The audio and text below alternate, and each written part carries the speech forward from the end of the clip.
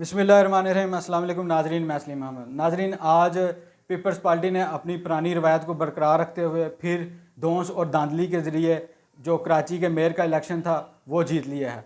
आज जो Karachi art council में ये इलेक्शन का इनकाद किया गया, इसमें पीपल्स पार्टी ने 173 वोट हासिल किए और जमात इस्लामी ने 161 वोट हासिल किए। तो इसके लिए आपको मैं नंबर गेम बताता हूँ कि नंबर गेम एग्जैक्ट थी क्या।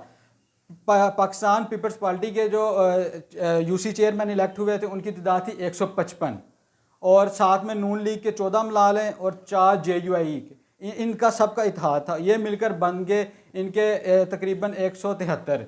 और इसके बाद जो PTI का इत्तेहाद था उसमें PTI और जमात इस्लामी शामिल थी। PTI ने जमात इस्लामी का मेयर के लिए इंतखाब में उनका साथ देने का ऐलान किया था। जमात इस्लामी के जो मेयर के उम्मीदवार हैं वो लियाकत बलोच की सरबराही में इमरान खान से मिले, तो इमरान खान ने मेयर के इलेक्शन में इनका साथ देने का ऐलान किया। तो इनका इत्तेहाद में बनने के बाद जमात इस्लामी के जो UC चेयरमैनों की तादाद थी 163 और साथ में PTI के जो से वो 63 थी और ये मिलकर बन गए थे 193।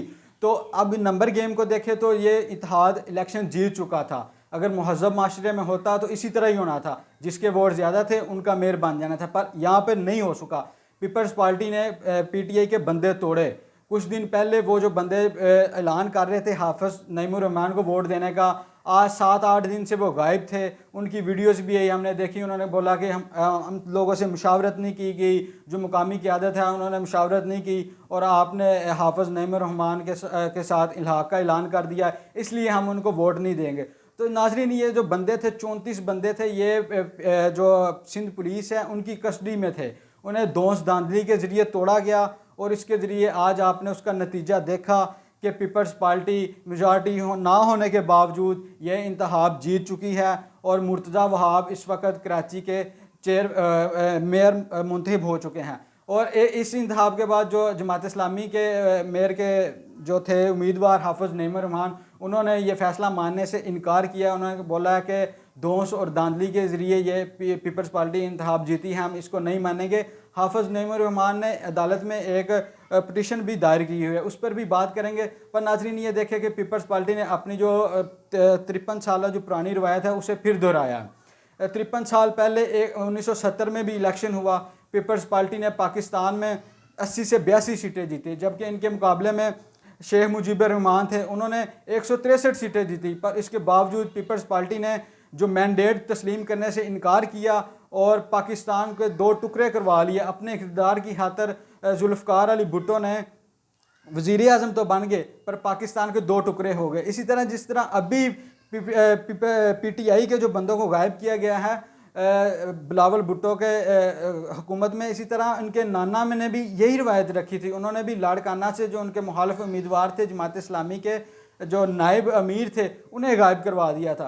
तो यही वही तरीका, वही सारी चीज़ें अभी भी इस इलेक्शन में इम्प्लीमेंट किया गया है। वही दोंस धांधली जबर और बंदे गायब करके पहले भी पीपल्स पार्टी इसी तरह इक़्तिदार में आई। अब एक छोटी सी सीट थी, एक मेयर का इलेक्शन था, ये अपने आप को चारों सूबों की जमात कहते हैं, वफाकी जमात कहते हैं, उन्हें ये रवैया इख्तियार नहीं था करना चाहिए। अगर उनका हाफिज़ नईमुर रहमान का बनता था मेयर बनना तो उन्हें मेयर बनने दिया जाना चाहिए था। पर पीपल्स पार्टी ने शुरू दिन से कह रहे थे कि जियाला मेयर आएगा, जियाला मेयर आएगा, हालांकि उनके पास मेजॉरिटी नहीं थी। और ये जो 34 बंदे तोड़े हैं इन्होंने दोंस धांधली के ज़रिए तोड़े हैं। अब जो जमात इस्लामी को सिर्फ एक उम्मीद है, उनके लिए एक उम्मीद बाकी है कि अगर सिंध हाई कोर्ट की तरफ उनकी नज़रें हैं। सिंध हाई कोर्ट में जमात इस्लामी ने तकरीबन 7 दिन पहले एक दरख्वास्त दायर की थी, तो आज उस पर सिंध हाई कोर्ट के 2 रुकनी बेंच ने 4 सफ़ात पर मुश्तमिल एक फ़ैसला जारी किया है। उसमें उन्होंने कहा है कि जो इंतखाबात जो हैं बराह रास्त इंतखाबात पर उन्होंने फ़ैसला जारी करते हुए कहा है कि जब इलेक्शन कमीशन शेड्यूल जारी कर चुका है तो हम इस इलेक्शन को कलअदम करार नहीं दे सकते। अगर इलेक्शन तरमीमी एक्ट जो बल्दियाती तरमीमी एक्ट सन 2023 के मुतल्लक उन्होंने जो दलाइल तलब किए हैं दोनों फ़रीक़ैन से, जमात इस्लामी और पीपल्स पार्टी की तरफ से, तो जो जज साहबान हैं उनका कहना है कि अगर इस पर हम ये जो तरमीमी एक्ट है इस पर जमात इस्लामी की दरख्वास्त मंजूर होती है तो हम ये इलेक्शन कलअदम करार दे सकते हैं। तो अब जमात इस्लामी के पास सिर्फ एक ही उम्मीद है, वो सिंध हाई कोर्ट है। अगर सिंध हाई कोर्ट उनकी दरख्वास्त मंजूर करती है तो ये इलेक्शन कलअदम करार होगा, क्योंकि इससे पहले जो इलेक्शन था वो एक्ट में ये शो ऑफ हैंड नहीं था, और ना ही उसमें यह था कि अगर कोई गैर मुंतखब नुमाइंदा जो मेयर है वो इलेक्ट नहीं हो सकता था। पर ये पीपल्स पार्टी ने चंद माह कबल यह कानून जो था उसे इम्प्लीमेंट किया और इसमें जमात इस्लामी ने उनका साथ दिया था।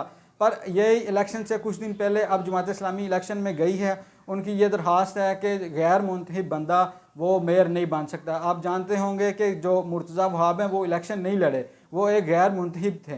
तो इसलिए अब अगर सिंध हाई कोर्ट अगर ये फैसला देती है कि जो बल्दियाती एक्ट तरमीमी एक्ट है सन 2023 उसे कलअदम करार देती है, तो ये इलेक्शन नल एंड वाइट होगा, ये इलेक्शन कलअदम करार होगा, इसके बाद दोबारा इलेक्शन होगा। तो अब ये जमात इस्लामी की सारी उम्मीदें सिंध हाई कोर्ट पर हैं। अब देखते हैं कि सिंध हाई कोर्ट इस पर क्या फ़ैसला देती है। नाज़रीन, आज की वीडियो में इतना ही, मिलते हैं अगली वीडियो में, तब तक मुझे दीजिए इजाज़त। अल्लाह हाफ़िज़।